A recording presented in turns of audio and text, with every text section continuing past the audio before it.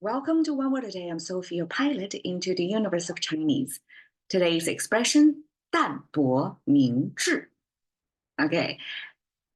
In recent days, we talk about a lot about how to stay like Chinese cultural value inner peace. Inner peace is simply popularized or simplified Hollywood version because we heard about that in Kung Fu Panda, right? That's tied to Chinese cultural behavior, a little bit, a glimpse of it. So inner peace would be the label, the way I'm using to talk to, English audience. But 淡泊明志, like Chinese have so many different expressions and ways to talk about that, how this inner peace to stay light. I will dive in what that means. And anchored, that's another way. Like you don't, another expression, like you don't have to use quietness or peace all the time. There are other expressions as well. And 明志 means that way you show your intent. Or, okay, it probably addresses in today's peoples who are overachievers, who want so much from life, who want to have a huge ambition or expectations about life. And that Chinese answer is 淡泊. And you can see both of them share this water symbol. This is a water sign, just depicting how water naturally flow in nature. And then the right side, two fire symbol. Okay, we have water and fire paired together in one frame. By itself, it's amazing. Okay, so fire symbol is made of this cone shape with two dots, kind of sparkles on depicting how fire works. Right? It's not just one body. Sometimes it separates. And two of them stacking up together means it's a bonfire. It's a big fire. And this big fire next to water somehow transformed into our concept of it's not salty, it's light tasted. And people use that light tasted come from this light. This water itself is light, it's not dense. Yeah, probably that's why, huh? Okay, it just came to me. Two fires next to water. It means the water is evaporating, right? Because you put heat next to water. Water is going to evaporate. And probably that's why the language creators use this to mean the water itself is light. And we transfer that lightness, that evaporation of water into the taste. It's not heavily taste, or it's not densely, stewed or something like that. So light taste. And we use that also in this context, actually. Definitely not just about tasting. I mean, in today's health, we understand if you don't use a lot of salt, that probably is good for you, health benefit.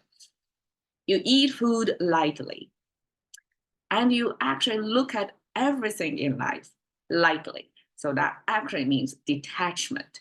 You have a certain distance between what's happening in the world with your own inner peace. So that's another way to address like how you express the inner peace, is you feel you are detached. Okay, 泊 means anchored. You're not floating around. You're not all directional. You're actually anchored down. This anchored express, again, water sign. And the right side, ancient character actually means 100. I don't exactly know why that's 100. Wait, probably I know, but okay, I kind of forgot. But in contemporary Chinese, it means white water.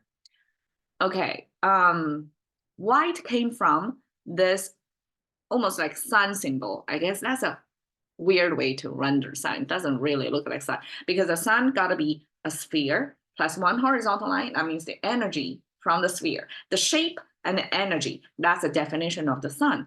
And here it's kind of transformed like a mouth symbol. And with this peaks through it, that means the sun ray. Chinese use sun ray to describe the color of white. So one horizontal line there, then the whole thing converted to 100. Excuse me, I forgot that part, like how that logic jumped. White, one, One white means 100. I don't know. I just came up with the theory. Okay, it could be the white color associated with the silver. Silver was ancient currency, and one silver probably means 100 unit of currency back then. My theory just came up. Okay, so white color next to water means it's not moving. It doesn't create a lot of rippling. It's quiet. It's anchored down. So it's inferral. It's not direct. You have to think about, okay, we have the water and then it's white color around it. Okay, it doesn't sound right either, because we have a white rafting, right? It means exactly the opposite, because that's the foamy state. It's more turbulence. But here, Chinese pear white water actually means it's anchored down. It's not moving. Okay, different cultural interpretations of water behavior, but together, this both water related, either the taste or the movement, the motion, with both 淡泊 together eventually take on a cultural meaning. It means you're actually not ambitious. Like you're not interested in climb the social ladder at all. Like you did unsubscribe from the rat race, so to speak. Okay, so that's the kind of detachment you're holding yourself in. So you're not ambitious here. And just by doing not ambitious, and then you show your intent. I mean, isn't that kind of opposite? Like you're not ambitious, but then that's the way you show your intent. Okay, I read it in the way of this ambitious thing, this rat race or social ladder climbing was societal imposed on you. It's somebody else's script for you to run in their circuits like that.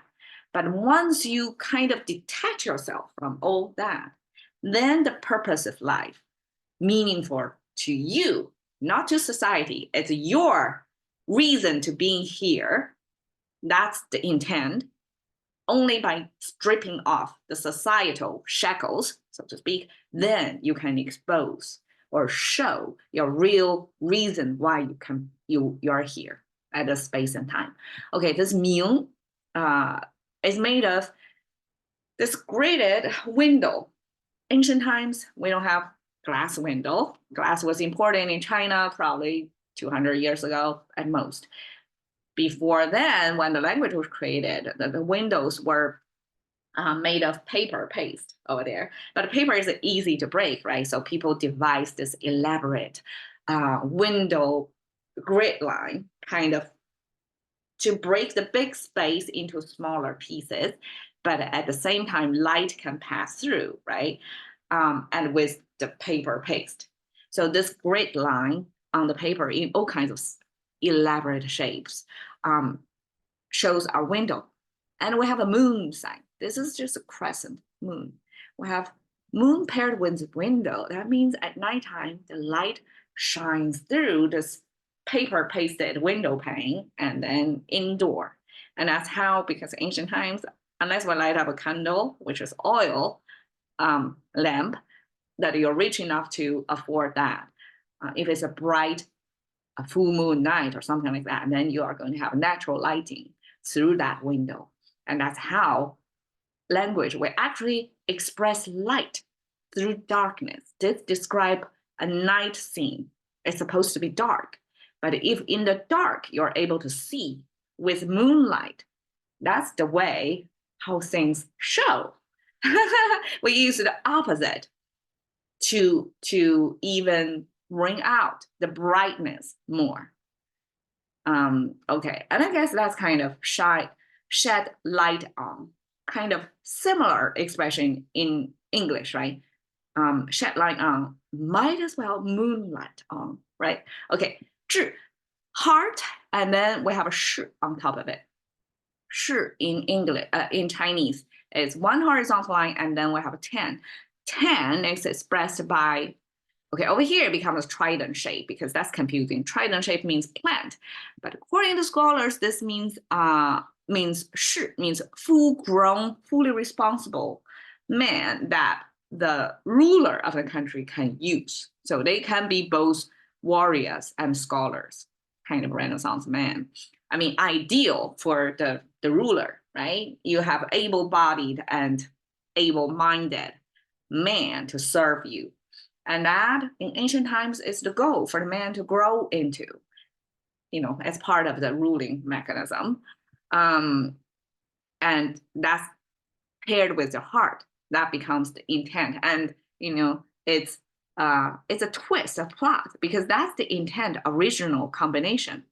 And that's, I guess, it's already a culturalization, like a socialization way to implant this message from the ruler to express that's your ambition. Like you should grow into this ruling party mechanism, apparatus, become this able body, either fight for the ruler or come up with ideas that think tank for the ruler. Like that's your role in life. And that's the definition of your ambition.